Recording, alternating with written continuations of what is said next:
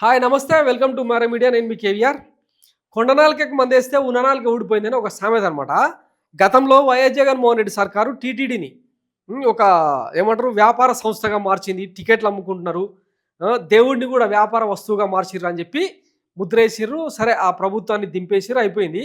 ఇప్పుడు ఈ సర్కారు ఏం చేసిందంటే గత 7 నెలల పాలనా కాలం చూసుకుంటే మన అసమర్థత, మన చేతగానితనం, గాజులు దొడుకున్న తీరు ఇవన్నీ పక్కకు పెట్టి సంక్షేమాన్ని గాలికి వదిలేసి విద్యా వైద్యాన్ని కార్పొరేట్లకు ఇచ్చి ఇవేవి కూడా బయటికి రాకుండా మనం ఏం చేసినాం, విజయవాడ వరదల్ని, రైతులకు జరిగిన అన్యాయాల్ని, వీటన్నీ ఏవి కూడా బయట ప్రపంచానికి తెలియకుండా శ్రీవారి లడ్డు ఇష్యూను ఒకదాన్ని తీసుకొచ్చి తిరుమల అపవిత్రమైపోయింది, శ్రీవారిని సంప్రోక్షణ చేస్తాం, ఆయనకు పూర్వవైభవం తీసుకొచ్చేలాగా మా పాలన ఉంటుందని చెప్పి లోటపీస్ ముచ్చట్లన్నీ ఏవేవో చెప్పారు.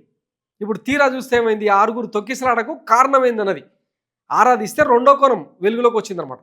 మన అయిన వాళ్లకు తిరుపతి కేంద్రాన్ని అప్పగించే కార్యక్రమంలో భాగంగా ఇది చోటు చేసుకుందని చెప్పి ఇప్పుడు ఊహాగానాలు, కథనాలు, ఇంటర్నల్ విషయాలన్నీ వెలుగులోకి వస్తూ ఉన్నాయన్నమాట. ఆ విషయాలు ఏదో ఒకసారి చూసే ప్రయత్నం చేద్దాం.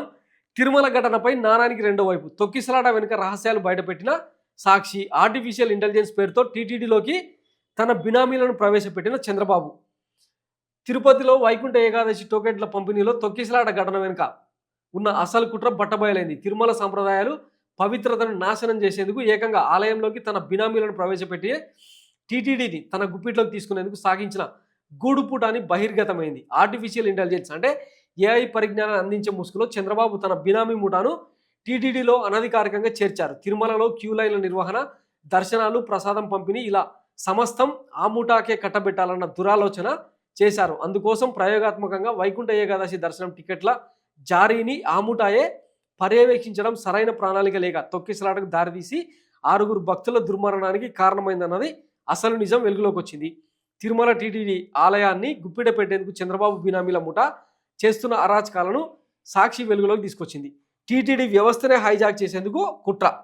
పవిత్రమైన తిరుమల శ్రీవారి ఆలయంపై తన బినామీలకు పెత్తనం కట్టబెట్టి యావత్ టీటీడీని వ్యవస్థను హైజాక్ చేయాలని చంద్రబాబు కుట్ర పన్నారు. ఇందుకోసం ఏఐ పరిజ్ఞానాన్ని టీటీడీలోకి అందిస్తారంటూ ప్రైవేట్ వ్యక్తులను టీటీడీలోకి ప్రవేశపెట్టారు. 2014-19 మధ్య టీడీపీ ప్రభుత్వ హయాంలో ఫైబర్నెట్ కుంభకోణంలో ప్రధాన నిందితుడిగా ఉన్న వేమూరి హరికృష్ణ చౌదరి నేతృత్వంలోనే ఈ కుతంత్రానికి తెరదీశారు.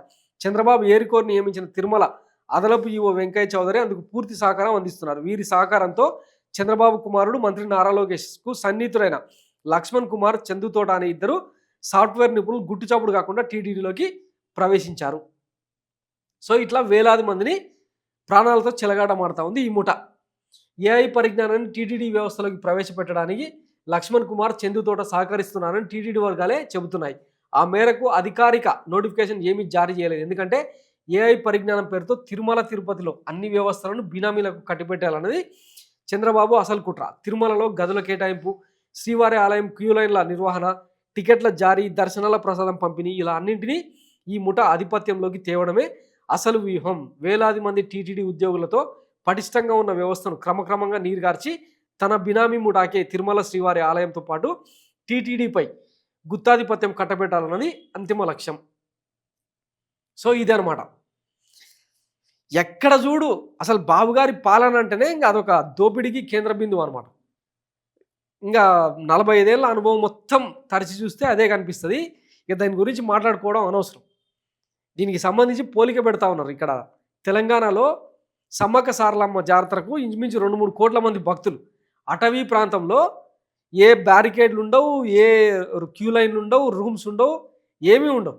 కానీ ఎక్కడ ఏ చిన్న గీటు కూడా పడకుండా, తొక్కిసలాట జరగకుండా హ్యాపీగా దర్శనాలు చేసుకొని పోతుంటారు.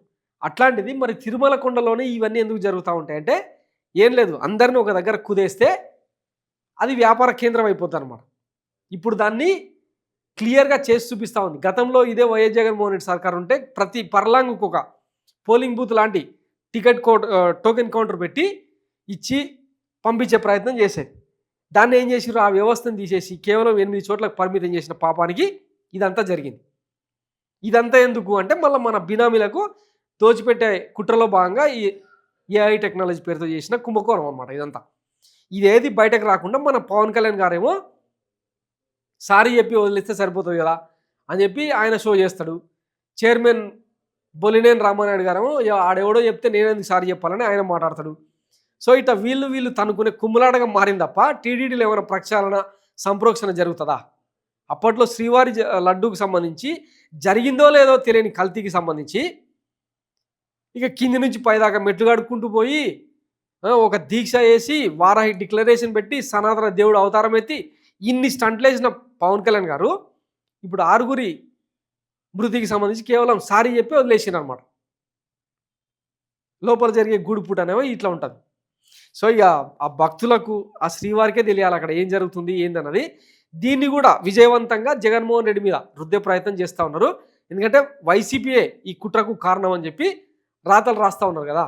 స్వయంగా పవన్ కళ్యాణ్ గారు అదే మాట అంటారు, చంద్రబాబు గారు అదే మాట అంటారు. అసలు ఈ మొత్తం ఎపిసోడ్లో హోంశాఖ, లా అండ్ ఆర్డర్ ఎక్కడుందో ఎవరికి తెలియదు అనమాట. థ్యాంక్స్ ఫర్ వాచింగ్ మరే మీడియా. నేను మీ కేవీఆర్. Thank you.